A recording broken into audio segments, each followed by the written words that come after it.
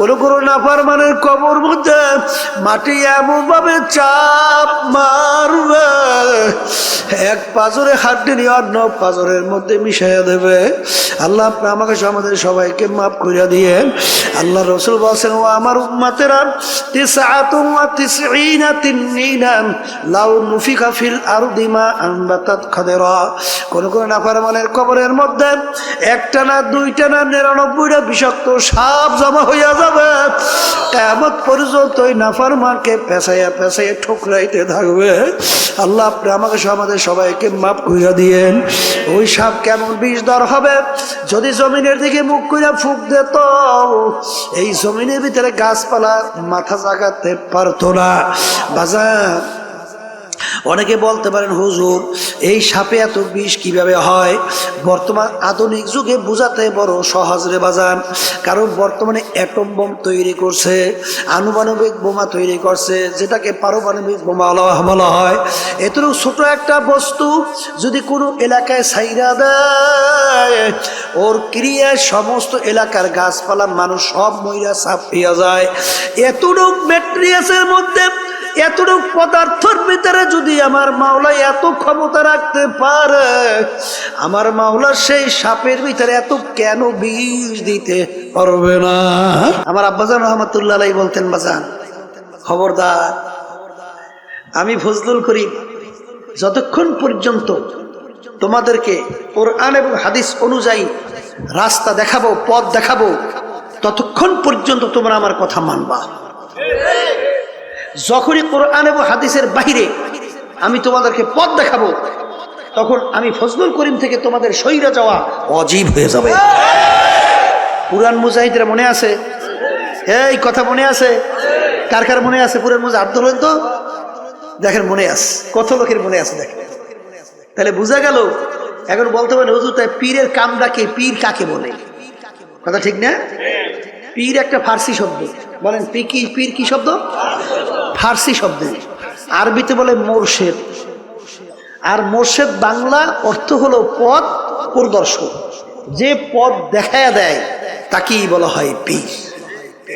ওই পথে চলা বা না চলা দায়িত্ব আপনার এবং আমার। আর মানজিল মাকসুদে পৌঁছাবার মালিক হলো আল্লাহ। কথা ঠিক কিনা? তাই পীরের কাজ হলো কি? পথ দেখানো। ওই পথে চলা বা না চলার দায়িত্ব আপনার এবং আমার। মানজিলে মাকসুদে পৌঁছাবার মালিক কি? কথা ঠিক না? এই যে আমার বাজানদেরকে বলবো, পর্দালে মা বোনদেরকে বলবো, আমি আগেই বলছিলাম যে এখানে অনেক আসতে পারে নাই, দিনী আলোচনায় শোনার জন্য তাদের গুরুত্ব আসে নাই। না আসার কারণ কি? বুঝের অভাব। কিসের অভাব? এই এখন বুঝের অভাব। এখন বুঝবে কারা? বলেন যারা মানুষ, বলেন বুঝবে কারা? আর যারা মানুষের সুরাতে পশুর চেয়েও খারাপ, এরা কিন্তু বুঝবে না। বুঝবে? একটা উদাহরণ ধরে বুঝবে। এই আল্লাহর বান্দারা, আবু জাহাল নাম শুনছেন? উতবা সাহেব আবু লাহাবের নাম শুনছেন?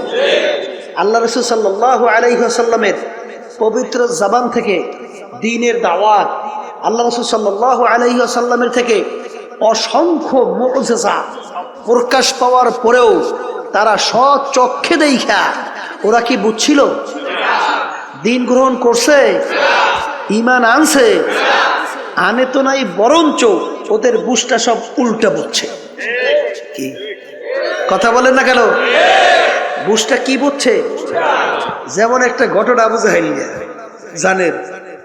এই আবু কুবাইস যে পাহাড় আল্লাহর ঘরের পাশে, ঠিক না? ওই পাহাড়ের কাছে বসে আল্লাহ একদিন কামতেছে। তখন আবু জাহাল উটের পিঠে যাইতে আছে, দেখে ভাতিজা কান্দে। বলতেছে, ভাতিজা তুমি কান্দো কেন? তোমার আব্বা নাই আম্মা নাই, এর জন্য তুমি আফসোসে কান্দো? ভাতিজা তুমি ওঠো আমার সঙ্গে, চলো। আল্লাহ রাসূল সাল্লাল্লাহু আলাইহি ওয়াসাল্লাম বলতেন, চাচা যান আমাকে কান্দার সুযোগ দেন, আপনি আমাকে পিঠে উঠেন না। কল না, তোমাকে রাইখে আমি যাইতে পারবো না। তা আবু জাহাল জোর করিয়েই পিঠের মধ্যে উঠেছে। এখন আবু জাহাল সামনে, আল্লাহ রাসূল সাল্লাল্লাহু আলাইহি ওয়াসাল্লাম পিছনে। এখন উটের পিঠে উঠাবার পরে উটকে এত ধরনের চেষ্টা করতেছে, উটের সামনে যায় না। উট পাও খামি দিয়ে আটকে উঠে গেছে।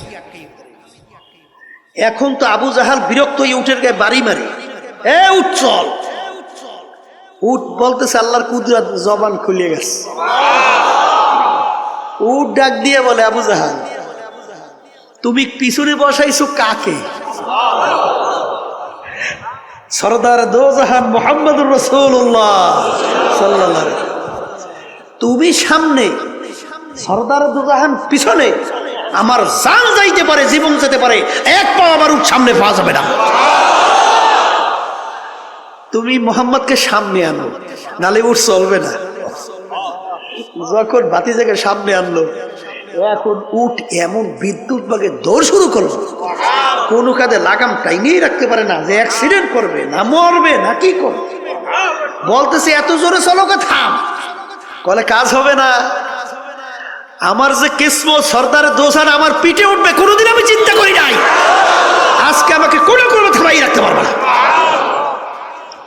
এই আবু জাহাল এই ঘটনা দেখার পরে মুত্তালিব তার কাছে যাইয়া বাতিদের রাইখে বলতেছে, যে এই ছেলেটাকে সুন্দরভাবে দেখে শুনে আদর করিয়া রাইখে, এ আমাদের বংশের গৌরব হবে। সব দেখে শুনে বুঝা উঠে কথা বললো, আবু জাহিল্লা শুনলো, কিন্তু ওর বুঝ কিন্তু আস্তে করে একটু। ওর বুঝ হয়েছে, ওর বুঝ হয়েছে, কোনোদিন হবে না। শুধু তাই না, ওর সামনে চন্দ্র আল্লাহর হাবিব ইশারার মাধ্যমে 2 টুকরো করে ফেলাইছিল, এবং হাতের ইশারায় চন্দ্র 2 টুকরাই মিললে চন্দ্র হয়ে গেছিল, কিন্তু ওর কিন্তু বুঝ হয় নাই। হাতের ভিতরে পাথর, পাথরে কথা বললে বলল যে আমরা হাতের ভিতরে 3টা পাথর, এই কথা বলার পরেও কিন্তু, দেখার পরেও কিন্তু আবু জাহেলের বুঝ হয় নাই। কথা বলেন না কেন? এইরকম এক শ্রেণী কিন্তু থাকবে, এদের কিন্তু বুঝ আসবেও না, হবেও না। জোরে বলেন কথা ঠিক কিনা? আল্লাহ রাব্বুল আলামিন কুরআন কারীমের ভিতরে বলছেন, এক শ্রেণী এরকম জাহেল আছে, এই যারা দেখাও দেখবে না, শুইনাও শুনবে না, বুঝাও বুঝবে না, উলাইকা কাল আনআম বাল হুম আদাল। আল্লাহ বলতেছেন এই শ্রেণীর মানুষগুলো চতুষ্পায় জানোয়ারের মতো। এরপর বলতেছে এর চেয়েও খারাপ। এরপর বলতেছেন শাররুল বারিয়া, কুত্তা শিয়াল শুয়োরের চেয়েও এক শ্রেণীর আছে খারাপ। যত মাখলুকাত আল্লাহ সৃষ্টি করছেন, এর ভিতরে সবচেয়ে 18,000 কম বেশি মাখলুকাতের ভিতরে নিকৃষ্ট জানোয়ারের নাম হলো শূকর। নিকৃষ্ট জানোয়ারের নাম কি? শূকরের নাম শোনেন নাই?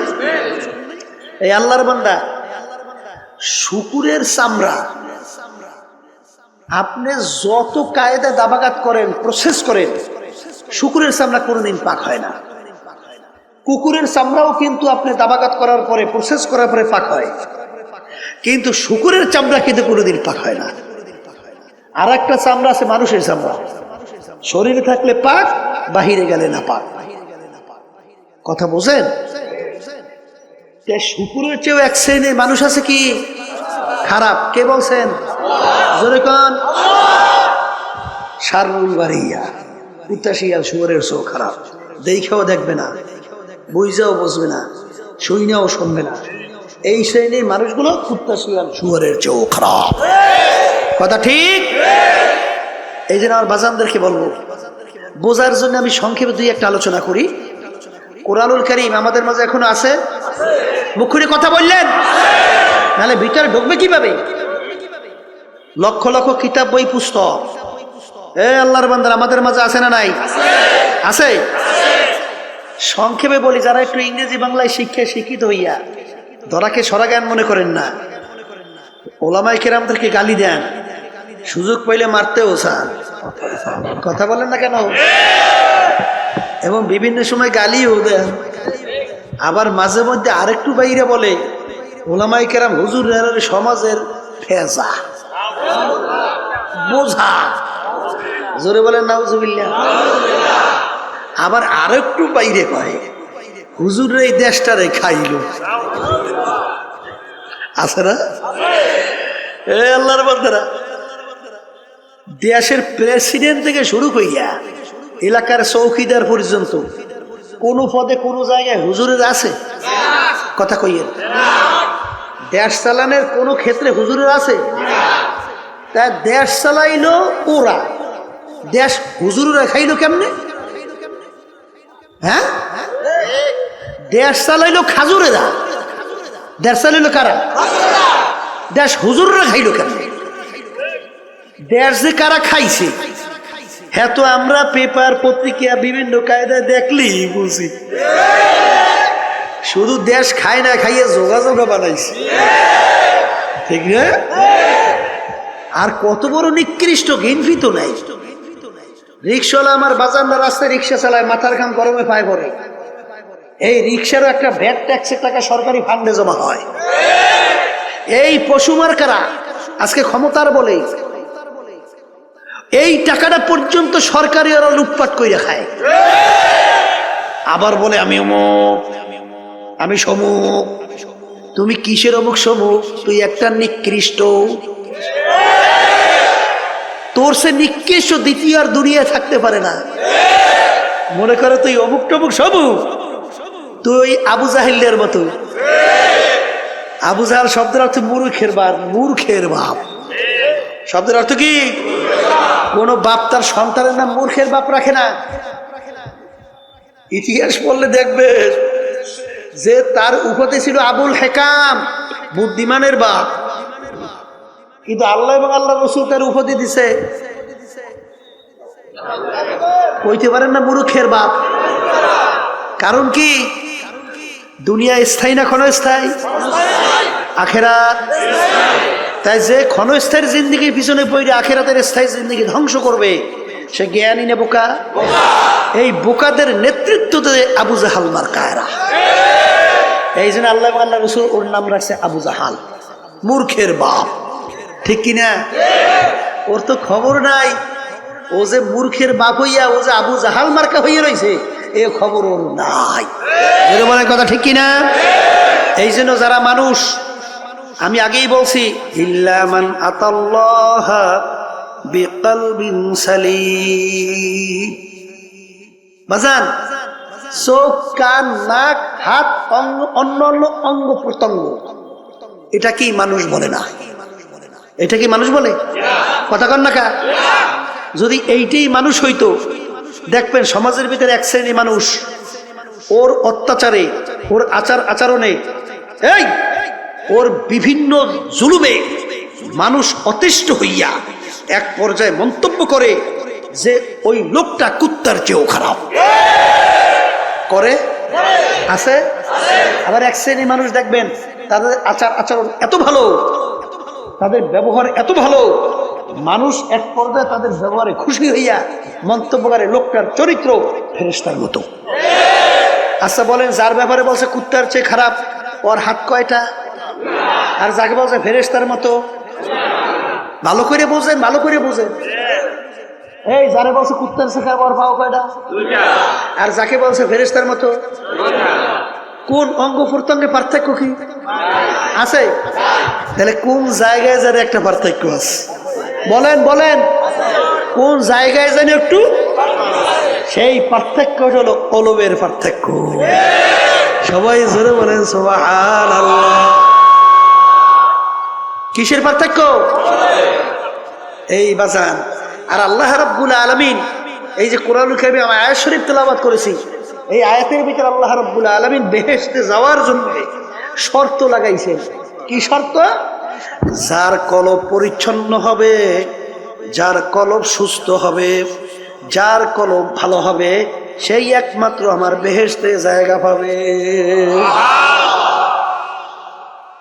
আর যার কলব পরিচ্ছন্ন হবে না, যার কলব রোগাগ্রস্ত হবে, আল্লাহ রাব্বুল আলামিন বলছেন ওর জন্য হসপিটাল রাখলাম আমি জাহান্নাম। সবাই জোরে বলেন নাউযুবিল্লাহ। এখন আমার বাজানদেরকে বলবো, এই কলব পরিষ্কার না কইরা যদি কেউ আল্লাহর দরবারে হাজিরা দেন, বেহেশতে যাইতে পারবে? তাহলে আল্লাহর কালাম মিথ্যা হইয়া যায় না? কি জোরে কর না? হয় কি হয় না? এখন কলব পরিষ্কার করবেন কেমনে, কলবের রোগটা কি এইটা বোঝা লাগবে। এটা কি লাগবে? বাজার আপনার জ্বর হইয়া জিহ্বা নষ্ট হয়ে গেছে, যত ভালো খাদ্য আপনার সামনে নিয়ে আসা হোক না কেন, ওই খাদ্য কিন্তু আপনার কাছে ভালো লাগবে না। মুখের ভিতরে দেবে, বলবে কি খাদ্য নিয়ে আসছো, তিতা। কি এই আল্লাহর বান্দারা, পর্দা আলে মা বোনেরা, এটা কি খাদ্যের দোষ না তোমার জিহ্বার দোষ? যদি তুমি ঘাউরমি কইরা বলো আমার জিহ্বা ভালো আছে, খাদ্য নষ্ট হয়ে গেছে, তখন তোমার কপালটা পড়ছে, কপালটা। আর যখন সবাই বলতেছে এ আল্লাহর বান্দা খাদ্য কিন্তু ভালো আছে, রোগ হইয়া নষ্ট হয়ে গেছে, তুমি এখনো কেন বসে আছো? যাও, তাড়াতাড়ি যাও, হসপিটালে ভর্তি হও, ডাক্তারের পরামর্শ নাও, প্রেসক্রিপশন অনুযায়ী ঔষধ খাওয়া শুরু করো। কি জোরে বলেন, কথা ঠিক কিনা? যার কপাল ভালো সে কিন্তু বাজান ডাক্তারের কাছে যাইয়া পরামর্শ নেবে, আর যার কপাল খারাপ সে কিন্তু পরামর্শ নেবে না, ও কিন্তু ওই রোগ আক্রান্ত হইয়া হার্টে অ্যাটাক করে মারা যাওয়ার সম্ভাবনা। কথা ঠিক নেবে? ঠিক ঠিক বাজান, তোমার আমার কলব স্বচ্ছ ভালো আছে কিনা কিভাবে বুঝবা? এক শ্রেণী আমার বাজানরা যখন আজানের শব্দ শোনে তখন সেই আল্লাহর বান্দা বান্দি পাগল হইয়া যায়, কিভাবে তাড়াতাড়ি ওযু কইরা প্রস্তুত নিয়া মসজিদের ভিতরে দৌড়াইবে। জোরে বলেন, কথা ঠিক কিনা?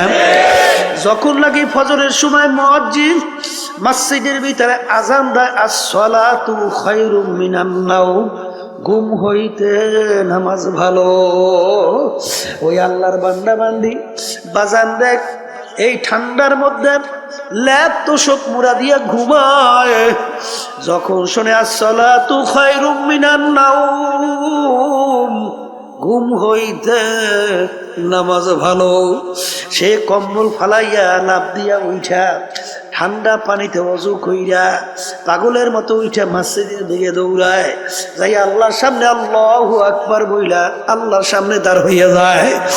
যখন কথা ঠিক না বে ঠিক, যে আল্লাহর বান্দা বান্দি বাজান কলব ভালো, আমার মাওলার যখন নাম শোনে তার কাছে এমন মধুর লাগে। বাজান ইব্রাহিম নবী সালাতু ওয়াস সালাম একদিন খানা খাইতেছে, ফেরেশতারা বলতেছে রব্বুল আলামিন ইব্রাহিম আলাইহিস সালাতু ওয়াস সালাম নবুয়াতি পাইয়া, বাদশাহী পাইয়া, এত কিছু ক্ষমতাবান হইয়া তোমাকে মনে হয় ভুলে গেছে, তোমার মোহাব্বত কইমে গেছে, একটু পরীক্ষা করতে চাই। আল্লাহ রাব্বুল আলামিন বলে যাও একটু পরীক্ষা কইরা দেখো। বাজান ফেরেশতারা মুসাফিরের সূরাতে, আল্লাহু আকবার, কি সূরাতে? মুসাফিরের সূরাতে বাড়ির দরজায় আইসা করুণ সুরে ডাক দেয়, আল্লাহু কারীম।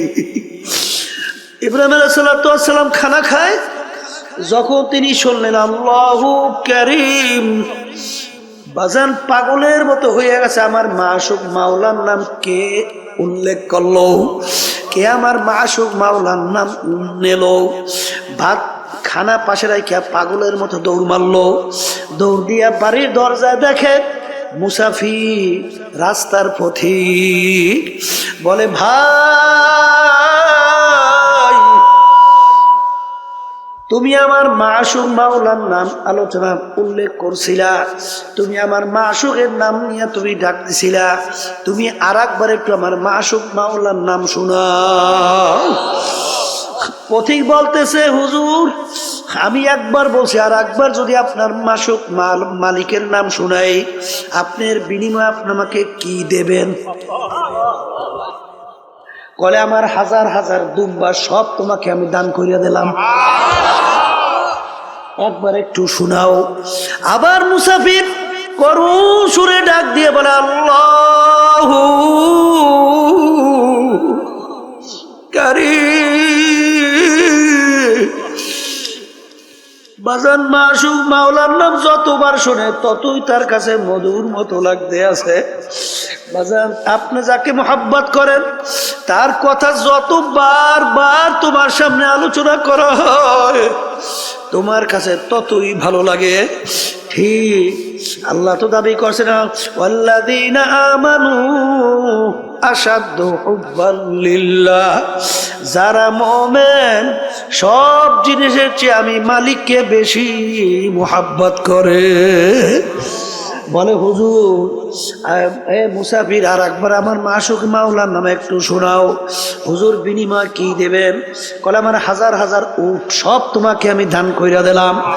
আবার ডাক দিয়ে বলে আল্লাহু কারীম, যত বলে ততই তার কাছে আরো মজা মজা লাগে, কারণ মোহাব্বতী লোকের নাম অন্যের মুখে শুনতে আরো ভালো লাগে। বাজার এরকম বলতে বলতে তার সব মাল সম্পদ দেওয়া হয়ে গেল। আবার একটু শোনাও, এর বিনিময় কি দেবেন? আমার তো আর কিছু নাই, আমি তোমার সঙ্গে ওয়াদা করতেছি, আমি ইব্রাহিম যতদিন বাইচা থাকবো ততদিন আমি তোমার গোলামি করতে থাকবো। তবু তুমি একটু আমার মাসুক মাওলার নাম শোনা। তখন ফেরেশতা বলতেছে, হুজুর আমি কোন রাস্তার ফকির মুসাফির না, আমি মাওলার ফেরেশতা ছিলাম আপনার কাছে পরীক্ষার জন্য। শোনেন শোনেন, আপনার মাসুক মাওলার নাম যত মনে চায় শোনেন। বাজান তখন আল্লাহর নাম মন মতো শুনাইল। বাজান বাজান যার কলব স্বচ্ছ তার মালিকের নাম শুনতে মজা লাগে। জোরে বলে কথা ঠিক না বেঠিক? এ আল্লাহর বান্দারা, পর্দা আলে মা বোনেরা, তোমার কলব ভালো না মন্দ তুমি কেমনে বুঝবা?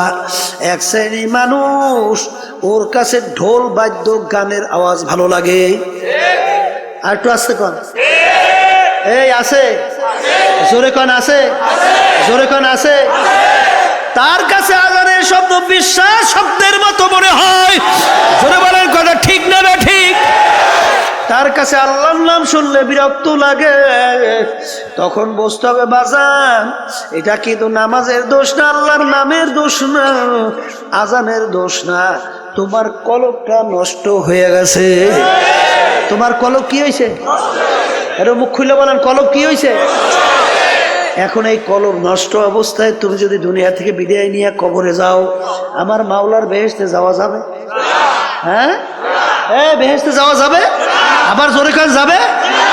এখন বাজান তোমার কাছে নামাজ ভালো লাগে না, আল্লাহর জিকির ভালো লাগে না, তোমার কাছে আজানের শব্দ ভালো লাগে না, এটা কিন্তু আজানের দোষ না, নামাজের দোষ না, এটা কিন্তু তোমার কলবের দোষ। এখন এই কলবের ভিতরে রোগ আইসা গেছে, এখন কলবের চিকিৎসা করা লাগবে কি লাগবে না? সবাই কন নাই? কলবের চিকিৎসা লাগবে লাগবে লাগবে। এখন এই কলবের চিকিৎসার জন্য MBBS FRCS ডাক্তার তাদের কাছে যাইবেন না? হ্যাঁ, তারা কলবের চিকিৎসা করতে পারবে? এই কলবের চিকিৎসককে, কলবের চিকিৎসক হলো হক্কানি উলামায়ে কেরাম, হক্কানি পীর বুজুর্গেরা। কি কথা কয় না দেখি? এখন এই আল্লাহ খাস বান্দাদের কাছে, হক্কানি আলেমদের কাছে যাওয়ার পরে আপনার অবস্থা দেখার পরে বলবে বাজান তুমি এইটা করো, এইটা কইরো না। কথা কয় না? তুমি এইভাবে চলো, এইভাবে চইলো না। যারা আল্লাহর খাস বান্দাদের হুকুম ঠিক মতো মানতে পারবে, আল্লাহ রাসূল সাল্লাল্লাহু আলাইহি ওয়াসাল্লাম একদিন বসা এক সাহাবী এসে বলতেছেন, ইয়া রাসূলুল্লাহ, ইয়া হাবিবাল্লাহ, আপনি আমাকে কিছু আমলের কথা আপনি বইলা দেন, যেই আমল করার মাধ্যমে আমি নাজাত পাইয়া জান্নাতে যাইতে পারবো। তাহলে বোঝা গেল সাহাবীর আগেই সে ইমানদার ছিল, ইমান আনছিল। কথা ঠিক? আল্লাহ রাসূল সাল্লাল্লাহু আলাইহি ওয়াসাল্লাম তাকে নামাজ সহ বিভিন্ন আমলের কথা বাতাইলেন। সাহাবী বলতেছেন, ইয়া রাসূলুল্লাহ, ইয়া হাবিবাল্লাহ, আপনি সাক্ষী থাকেন, আপনি যেইভাবে আমাকে বলছেন আমি হুবহু এইভাবেই পালন করব, একটু বাড়াবো না, একটু কমাবো না। যখন এই কথা বললে আল্লাহর বান্দারা না করলো, আল্লাহ রাসূল সাহাবায়ে কিরামদেরকে বললেন, তোমরা যদি বেহেশতি লোক দেখতে চাও তাকে ইঙ্গিত করিয়া বললেন তাকে দেইখা না। আল আমরু ফাওকাল আদাব, আদবের ভিতরে সবচেয়ে বড় আদব হইল কথা মানা। আদবের ভিতরে সবচেয়ে বড় আদব কি? হ্যাঁ, আর বেয়াদব মাহরুমে গাছ আজ আর যে নাকি বেয়াদব হয়, কথা মানে না, আল্লাহর রহমত থেকে বঞ্চিত হয়। কথা ঠিক? এখন আবার কথা কইয়েন এক শ্রেণী কিন্তু বর্তমানে ফতুয়া দেহ না, আমরা দেবো কি? এখন তারই কেমন আরো ফতুয়া দেওয়া শুরু করছে। নামাজ নাই, রোজা নাই, খারাই ঘেরাইয়ে মতে, তারাও এখন ফতুয়া দেয়। কি আমি ভুল বলছি? হ্যাঁ, ঠিক মতো আলিফ উচ্চারণ করতে পারে না, ঠিক মতো সূরা ফাতিহাটা সহিভাবে তেলাওয়াত করতে পারে না, এরাও এখন ফতুয়া দেওয়া শুরু করছে। আছে না নাই? কে আপনারা বাংলাদেশে আধুনিক যুগে বুঝি টের পান না? ট্রাক্টর পান না? কি ট্রাক্টর পান না? গেছি পাইছেন না? হ্যাঁ, এখন ফতুয়া দেওয়া শুরু করছে। ফতুয়া মানে মতামত, মতামত দেবে কোরআন এবং হাদিসের সঙ্গে না মিললে মেলা লাগবে না, না তোমার নিজের মতামত। হ্যাঁ, ফতুয়া মানে রায় প্রদান করা। আপনি রায় দেবে কোরআন এবং হাদিসের বাইরে না কোরআন এবং হাদিস অনুযায়ী? হ্যাঁ, মেলা লাগবে না? না লাগবে না? বর্তমানে একদল বাইরে এসে ফতুয়া দেয়। আল্লাহ মাফ করেন, আল্লাহ আপনি মাফ করে দেন। আল্লাহুম্মা আমিন। এই জন্য আমার বাজানদেরকে বলবো, বাজান আমাদের এই তরিকার নাম হলো সিস্তিয়া সাবিরিয়া তরিকা। এই তরিকার 5টা ঔষধ আছে। আমার আব্বাজান দাদাজান বাজান চ্যালেঞ্জ করে বলতেন, বাজান তোমাদের সঙ্গে কোনো ঝগড়া নাই, মারামারি নাই, কাটাকাটি নাই, তোমরা কিছুদিন ঠিক মতো ঔষধ পালন করে দেখো, দেখবা তোমার আমার আগে নামাজ ভালো লাগতো না, এখন আজান দিলে আল্লাহর ফজল করবে, নামাজ পড়ার জন্য পাগল হইয়া যায়। আগে রোজা ভালো লাগতো না, এখন জীবন গেলেও রোজা ছাড়তে পারে না। আগে মিথ্যা কথায় অভ্যস্ত, এখন আল্লাহর ফজলে জীবন গেলেও মিথ্যা কথা বের হয় না। আগে বিভিন্ন জুলুমের ভিতরে লিপ্ত ছিল, এখন আল্লাহর ফজল করমে জুলুমের কাছেও যায় না। আপনাদের এলাকায় 2-1 নাই? এই 1-2 হাজার হাজার, কথা বলেন না? আর বাজানদেরকে বলবো, যদি আল্লাহর কুতুব চরমনাইর এই তরিকার এই প্রেসক্রিপশন আপনার কাছে ভালো না লাগে, বাজান যে কোনো একজন হক্কানি আলেম, একজন হক্কানি পীর বুজুর্গ, একখানি বাজান সহি তরিকার উপরে কোরআন এবং হাদিস অনুযায়ী আপনাকে রাস্তা যারা বাতাইবে, আমাদের উদ্দেশ্য হইল কলবের রোগ সাইরা, চোখে পানি নিয়ে আল্লাহর হুকুম নবীর তরিকা অনুযায়ী চইলা, তারপর কলবকে স্বচ্ছ কইরা মাওলার দরবারে হাজির হওয়া। কি জোরে বলার কথা ঠিক কিনা? কলবের রোগের ভিতরে উল্লেখযোগ্য একটা রোগের নাম হলো হিংসা। হিংসা কাকে বলে? পরে উন্নতি দেখে সহ্য করতে না পারা, পরে উন্নতি দেখে সহ্য করতে না পারা, এইটার নাম কি? হিংসা। আর একটা রোগের নাম হলো তাকাব্বুরি। তাকাব্বুরি হলো সমস্ত এই রোগের মূলের ভিতরে মাথার রোগ হলো তাকাব্বুরি, মানে আমি ভালো, আমি বড়, আমি অমুকের সে ভালো, আমি অমুকের সে বড়। কথা ঠিক কিনা? একটা নম্বর রোগের নাম হইল হুব্বে যা হুব্বে মাল, মালের মহব্বত, সম্মানের মহব্বত আছে, পদের মহব্বত আছে, কথা কন না কা? এই রোগগুলো অন্তর থেকে দূর করা লাগবে। কেমনে দূর করতে হইবে? এইয়া যখন নাকি হক্কানি তরিকে আল্লাহর কুতুবদের কাছে যাবেন, তখন দেখবেন আল্লাহর ফজল করমে আপনাকে ঔষধ কোরআন এবং হাদিস অনুযায়ী বাতাইয়ে দেবে। আপনি পালন করলেই আল্লাহর ফজলে দেখবেন দিনের দিন আপনার দিল আল্লাহর ফজলে স্বচ্ছ হইতে থাকবে। এর হাজার হাজার প্রমাণ বাংলাদেশ তাম দুনিয়ার ভিতরে আছে না নাই? আছে, আছে। আমার ভাইদেরকে বলবো, পর্দা আলে মা বোনদেরকে বলবো, এক শ্রেণী আমার বাজানরা আছে কোরআন এবং হাদিসের সঙ্গে মেলে বা না মেলে, তারপরেও সেই পথ সেই মত ছাড়তে পারে না। যেরকম আছে না? শুনছিলাম এক বেদাতি, মানে নামাজ নাই, রোজা নাই, পর্দা নাই, সুন্নাত নাই, কোরআন এবং হাদিসের সঙ্গে তার কার্যক্রম কোনো মিল নাই, কিন্তু তারপরেও সেখানে দৌড়াদৌড়ি করে বলে, বাজান আপনাদের পীর নামাজ, বাবা যে নামাজ পড়ে না, পর্দা যে নাই, সুন্নাত যে নাই, আপনি তারপর পিছনে দৌড়ান কা কলে থুন ফালাইয়া বাবার কথা যদি জাহান্নামে যাওয়া লাগে যাব জোরে চিৎকার মেরে বলে নাউজুবিল্লাহি মিন যালিক। এই ব্যাপারটা কেমন বুঝলেন? ব্যাপারটা তো সহজ মনে করিয়েন না। জাহান্নামে যাওয়া লাগলে যাইবে, ব্যাপারটা তাহলে বোঝা গেল যে তার স্বাভাবিক সেন্স নাই, তার স্বাভাবিক ব্রেনটা নাই। তাকে জাদুর মাধ্যমে ব্রেনকে বিভিন্ন কায়দায় উল্টেই ফুলটেই ফেলাইছে।